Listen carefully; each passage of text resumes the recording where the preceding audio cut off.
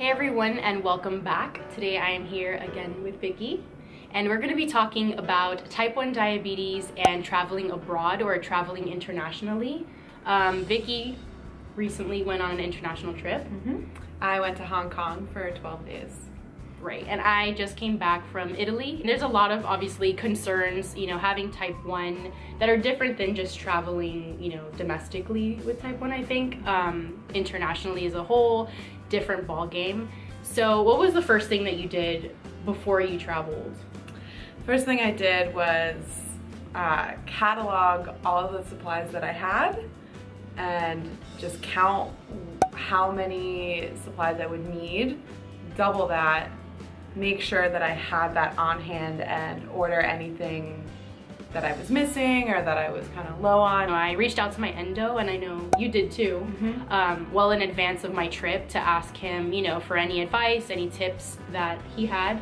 And he had a lot of really good ones for me. One of them that he gave me was to kind of like seek out ways to get prescriptions there if I needed to in an emergency. So to find out where my pharmacies would be, where the hospitals would be, and how to dial, an emergency hotline or 911 in the United States, but it's different obviously elsewhere.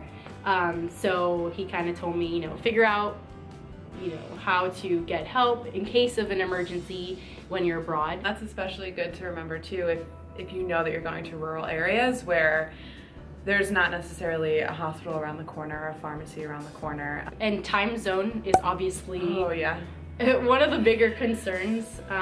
For me, being on shots, obviously I take my long-acting insulin, so I kind of worked with my endo beforehand to figure out a plan that we could start on a couple days before my trip, because the time that I took it at, it ended up being like in the middle of the night Europe time. But I'm on the pump, and the fun part about Hong Kong is that it's a 12-hour difference. So I basically just, while I was on the plane there, I changed the time on my pump. I feel like the most important thing to remember in cases with any time zone change is that your blood sugar is going to be crazy, and it is what it is, and not to get too stressed because you'll figure it out. Your body just needs to adjust. And you figure too, what you're eating on vacation is very different from what you're eating at home. You're eating a lot more. Yeah. It's like different types of food, different cuisines, all of that. You're not totally sure what you're eating all the time, so. Right. A lot to figure out, right? Yeah, you got to give yourself some wiggle room and not stress out too much about it. And then the last thing that I guess I wanted to mention is just travel insurance. And I guess before, traveling abroad is just contacting your insurance if you can, and, finding out what your coverage is wherever you're going. And, if you're not covered, then to purchase additional travel insurance may be a good option. Especially also if you know that you're going somewhere for a long time.